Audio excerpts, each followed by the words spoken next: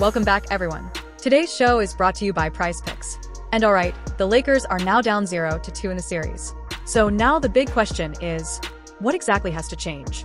What do the Lakers need to do differently in Game 3 if they actually want to win a game and stop the series from becoming a complete disaster? In my opinion, the frustrating part is that the Lakers have actually done some things pretty well. I thought the game plan in both Game 1 and Game 2 was mostly solid. The starters played much better in Game 2, and overall the supporting cast stepped up more compared to the first game. But the bench unit was still a massive problem, especially offensively. I mean, the Oklahoma City Thunder bench outscored the Lakers bench 48-20. That's embarrassing in a playoff game, especially when your season is basically on the line. And honestly, a lot of fans keep pointing to one player who simply has not been good enough on either end of the court, and that player is Jake LaRavia. Now look, I'm not trying to completely trash a guy only playing around 10 to 15 minutes per game, but at this point the Lakers are desperate. They need energy, athleticism, defense, rebounding, literally anything they can get from the bench. And to their credit, they at least started looking at another option in Game 2, but probably not enough. Rookie Adou Thiero only played around 6 minutes off the bench, and really only a couple of those minutes were actual rotation minutes, because the rest came in garbage time. Meanwhile, Jake LaRavia still played over 10 minutes and took away opportunities that maybe should have gone to Thiero instead. And obviously things became even tougher after Jared Vanderbilt missed Game 2 because of that brutal finger injury he suffered in Game 1.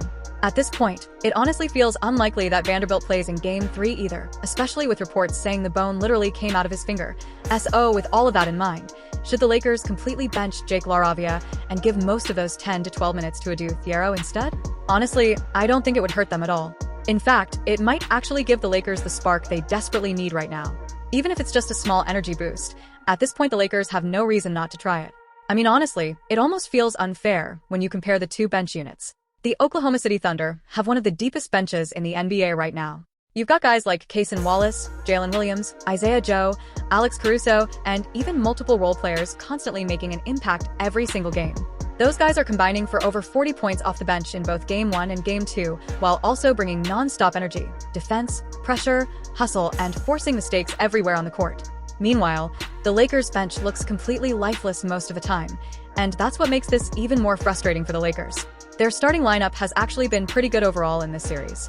Especially in Game 2, Austin Reaves stepped up big time, LeBron James played another strong game, Rui Hachimura continued shooting the ball extremely well, and even DeAndre Ayton had a solid Game 1 before struggling more in Game 2. The Lakers starters have honestly done a respectable job matching OKC's starting group, and at times have even looked better.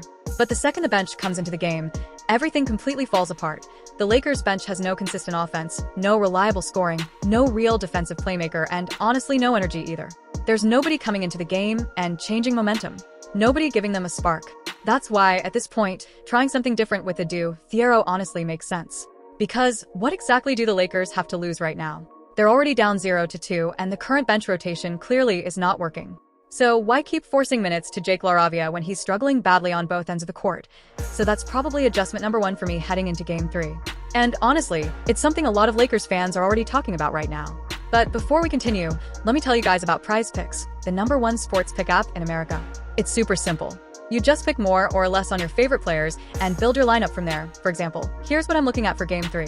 First, I've got Rui Hachimura scoring more than 8.5 points, which he's done in every playoff game so far. Then I've got Marcus Smart finishing with more than 4.5 combined rebounds and assists, something he's been consistently hitting lately. And finally, I've got Julian Champagny scoring more than 5.5 points, which he's also been doing consistently.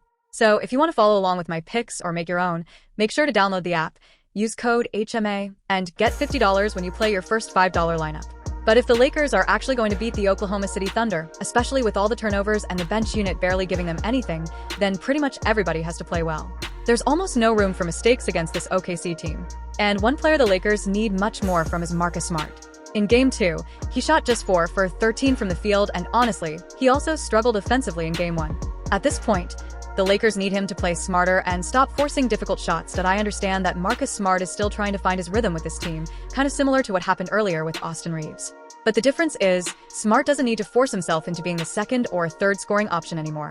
Now that Austin Reaves is fully back in rhythm offensively, Marcus Smart needs to accept being more of a fourth or fifth option. The Lakers need him focusing more on catch-and-shoot opportunities, hustle plays, defense, and taking smart shots instead of trying to force offense every possession. And honestly, overall I don't even think the Lakers' offense has been terrible in this series. The bigger problem is that against a team like OKC, especially against their ridiculously deep bench unit, you basically have to play close to a perfect game to win. And in Game 2, the Lakers were good in several areas, but simply not good enough. Not with DeAndre Ayton struggling the way he did. Not with Marcus Smart forcing shots and shooting inefficiently. And definitely not when the Lakers bench is giving them almost no production outside of Luke Kennard. Simply put, the Lakers need everybody contributing on both ends of the court if they want any chance to get back into the series. They need better defense, smarter offense, fewer mistakes, and way more energy from the bench unit. Because right now, OKC simply looks deeper, younger, faster, and honestly more prepared for this moment. And then on top of all that, we probably also need to talk about the officiating in Game 2. And look, I usually hate complaining about referees because every fan base does it, but honestly, the officiating was terrible at several points in that game. If you watched it closely, you probably know exactly what I'm talking about. The Lakers players were visibly frustrated all night long, and there were multiple obvious missed calls and questionable whistles that seemed to go against the Lakers over and over again. But anyway, I think that's going to wrap things up for this one. And if you enjoyed the video, I'd really appreciate it if you left a like, subscribe to the channel if you haven't already, and turned on notifications so you never miss any future Lakers videos or NBA updates. But as always, thank you guys for watching, and have a great day or night.